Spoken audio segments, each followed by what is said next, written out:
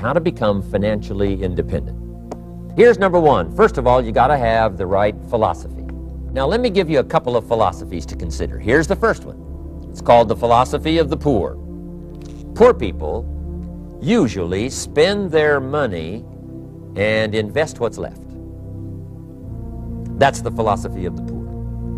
Now, here's the philosophy of the rich. Rich people invest their money and spend what's left.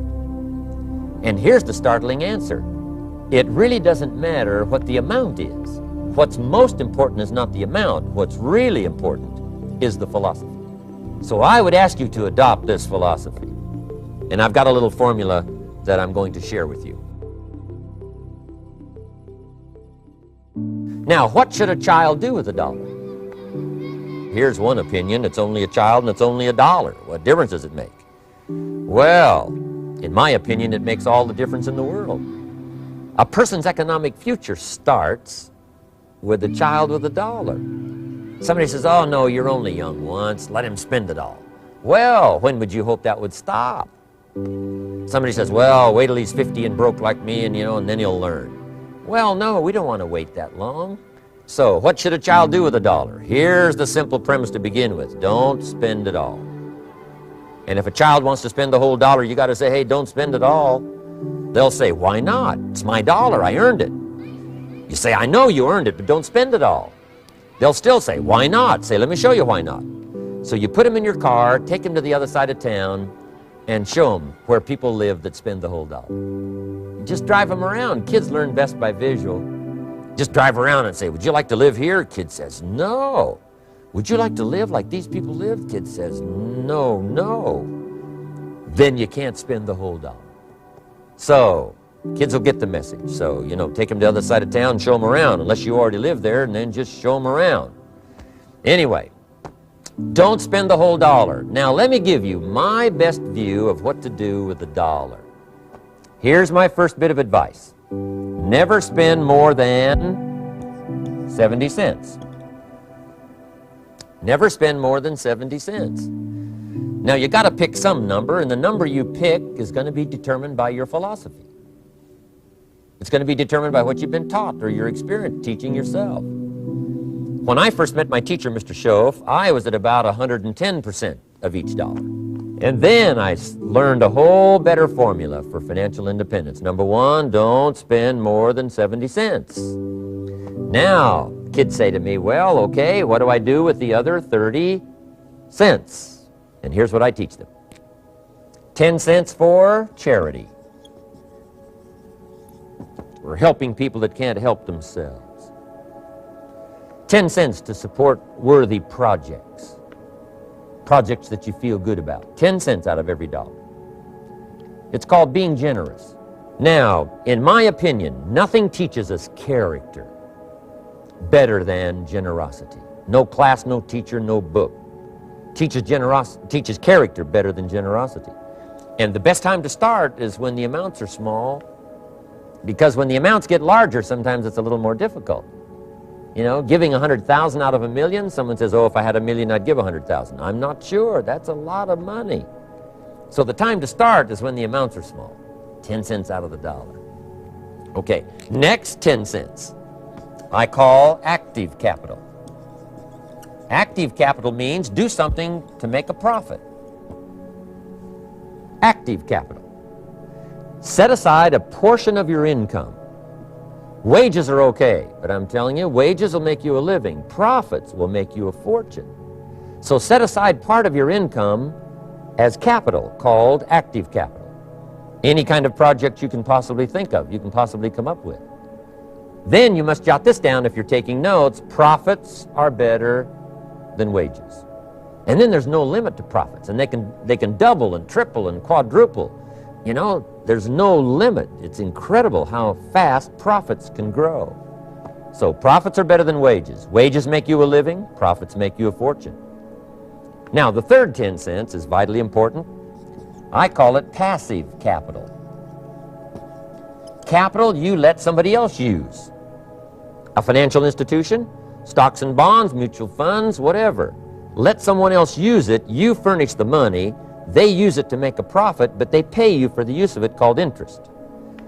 And here's one of the things that'll make you financially independent fairly quickly, and that's called compound interest. And this is how you get it: letting someone else use a portion of your money, your substance. They show the profit, they pay you interest. And this passive capital, I'm telling you, over a sustained period of time, if you'll develop this little 10, 10, 10, and 70, you will be financially independent. You'll have the ability to live from the income of your own resources. And then one more point on passive capital. The borrower is servant to the lender. And if you want to be in a powerful position as you grow older, finally when you become mature, maybe have your own business, things have worked out for you for the future, the position you always want to be in is the power position, and that's called the lender. The lender is the power position. So if kids learn early enough, and then you ask them what they'd like to be when they grow up, I'm telling you, once they understand, they'll say, well, one of the things I want to be is one of those lenders. That's the power position, not the spender. No, you'll be pitied the rest of your life if you just become a spender. You got to become a lender. Can't we teach our children how to take $1, search the neighborhood, find a broken wagon, pay $1 for it, bring it home, you know, clean it up, sand it until it's clean, paint it red till it shines, straighten out the wheels till they're true, take it back to the neighborhood, sell it for $5? Anybody can do that. Finding something, touching it, making it better, making a profit. Now, does the child deserve $4 profit? And the answer is yes. Society now has a mended wagon. Capital in the hands of the kids, capital in the hands of the people. Enterprises that make a profit, enterprises that grow. It's the hope of our future. So that little simple formula, I hope, will help you. Now, one more key on financial independence, and that is attitude. Attitude. Here's number one. I used to say, I hate to pay my bills. My teacher straightened me out on that. He said, let's see, Mr. Rohn, what you hate to do is pay $100 on an account and reduce your liabilities and increase your assets. I said, well, no, not if you look at it that way. He said, well, it all depends on how you look at it. So wouldn't you love to pay your bills, reduce your liabilities, increase your assets? You got to have that kind of attitude.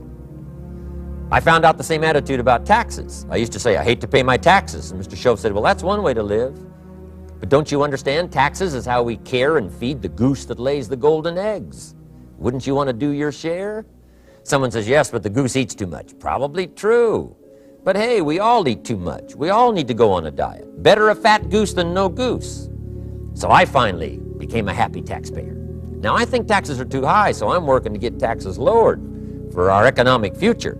But then whatever they turn out to be, I gladly pay, do my part, because that's what makes the whole system run, each of us doing our part. Now, I want these three subjects to be valuable for you. I want them to have meaning for you. I want you someday to be financially independent.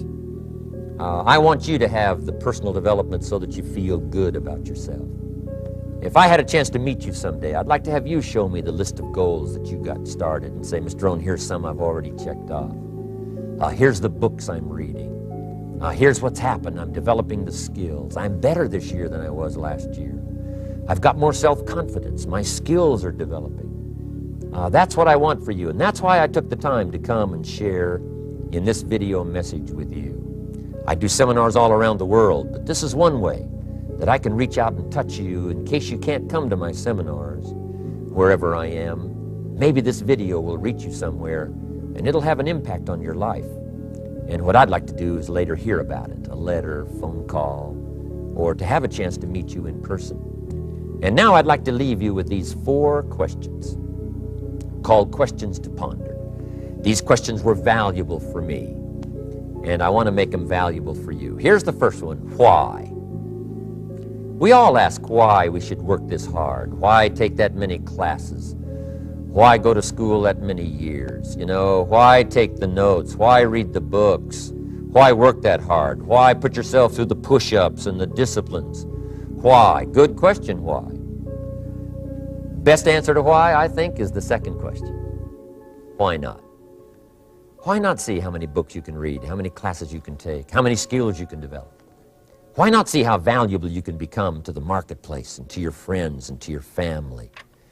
Why not see what you can make of yourself? Why not see how far you can go, how much you can see, how much you can earn, how much you can share? Why not? That's the heritage all of us have, now that we've been given this extraordinary opportunity. Now, my third question I'd love to ask you in person. But since I can't do it in person, I want to ask it of all of you. But I want you to take it personally. And my third question is, why not you? Why not you?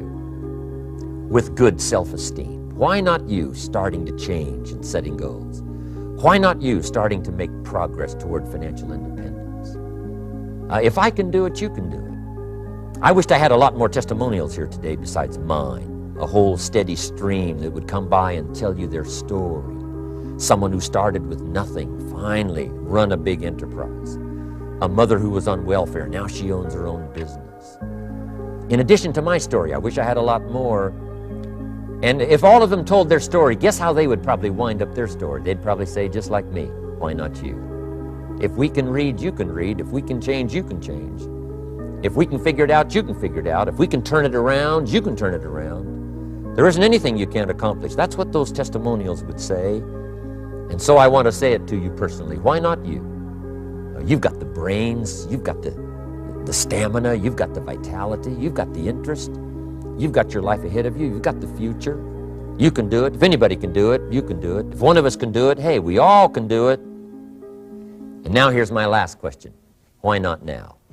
This is a good time as the 20th century starts to wind down, a few more years as we get ready for century 21. What a good time to set your goals, work on yourself, work on your skills. What a good time to get it together. What a good time to start this process. Personal development, growing, changing, developing, having a good plan for your money and for your life and for your future. Why not now? And I hope I have a chance to see you one of these days and share with you the experience, the reaction, response you might have had from my message today.